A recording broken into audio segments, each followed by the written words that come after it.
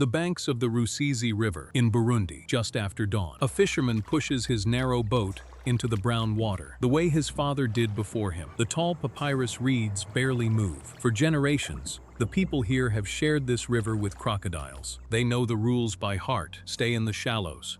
Watch the surface. Never linger at the water's edge at dusk. But along this stretch of water, near Lake Tanganyika, the rules quietly stopped working. Something in the river had learned to ignore them. The frightened locals gave it a name. They called him Gustave. This is the story of the crocodile that became a living legend and was never caught. Gustave is a Nile crocodile, the largest predator in his part of Africa. The Nile crocodile has ruled these rivers for millions of years, long before any human village stood on the bank. What made Gustave different was not the species, it was the sheer scale of him. By some estimates, he measured close to 6 meters, roughly 18 to 20 feet from snout to tail. Witnesses claimed he weighed nearly a ton, though no one ever put him on a scale. For a Nile crocodile, that size suggests an animal many decades old. Researchers who studied him believed he was at least 60 years old, perhaps even more. A crocodile that age has seen entire human generations come and go along the same banks. He first entered the wider world through rumor, not record. In the late 1990s and early 2000s, people along the Rusizi spoke of a giant reptile that killed without eating. Fishermen vanished. Women washing clothes at the bank disappeared. Bodies were sometimes recovered but not consumed.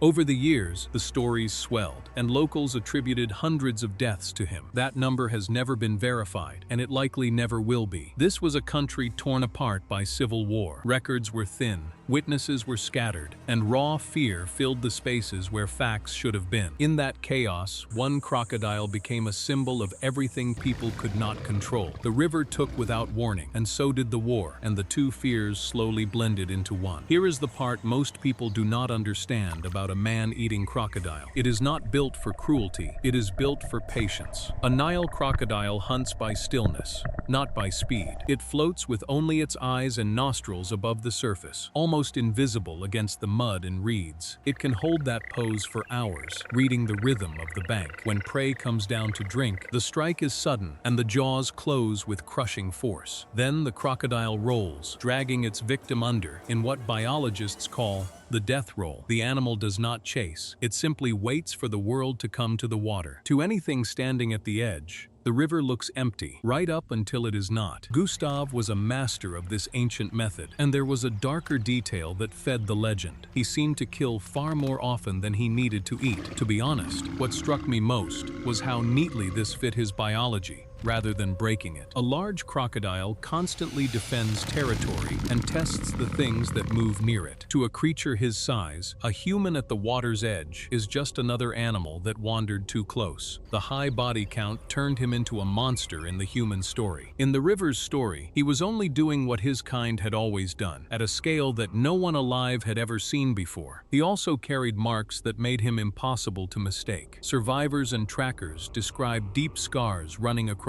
his hide. There was what looked like an old bullet wound on his right shoulder. People had clearly tried to kill him before, with rifles, and failed every time. Those scars became his signature, his fingerprint. They turned an anonymous reptile into a single, named individual. A nameless danger is just nature at work. A named one becomes a villain, and a villain becomes a legend. Once the river had a face, the whole region had something to point at in the dark. The legend also grew because he was almost never seen clearly. Most reports came at night, or as a shadow under the surface, or as a wake moving against the current. People filled the blanks with their own fears, and the gaps in the story only made it larger. The serious human response finally arrived from outside the country. A French herpetologist named Patrice Faye, a reptile specialist, spent years tracking Gustave and trying to understand his movements. He interviewed survivors, mapped attacks, and slowly separated rumor from pattern. He came to see the crocodile less as a demon and more as a very old, very clever animal. In 2004, an international team came to the Rusizi with cameras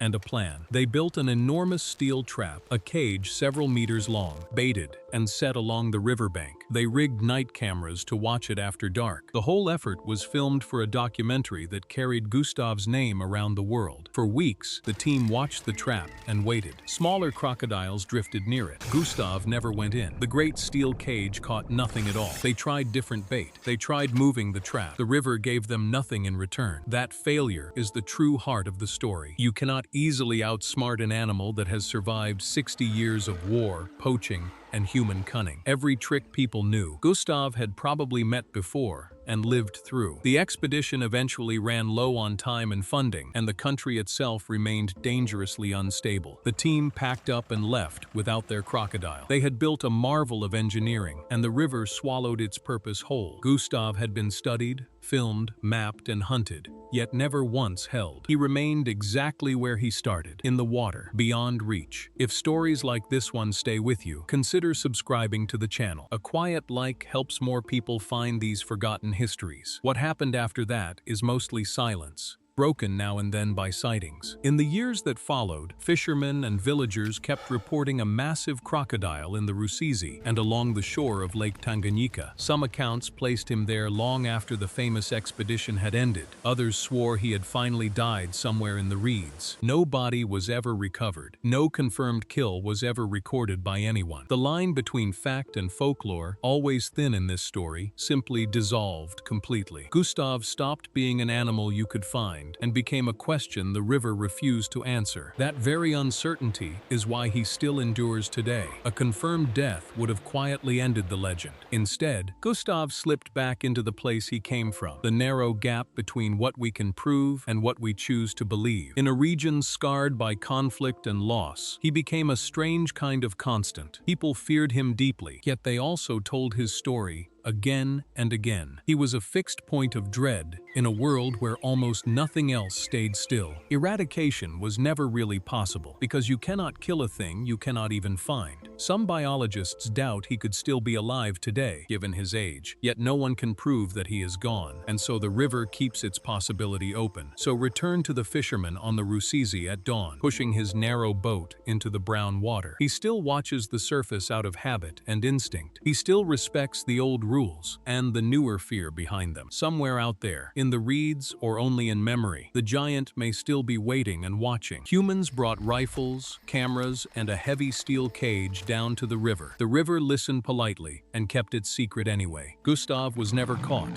and never truly beaten. In the end, he simply became part of the water itself. If stories like this one stay with you, consider subscribing to the channel. A quiet like helps more people find these forgotten histories.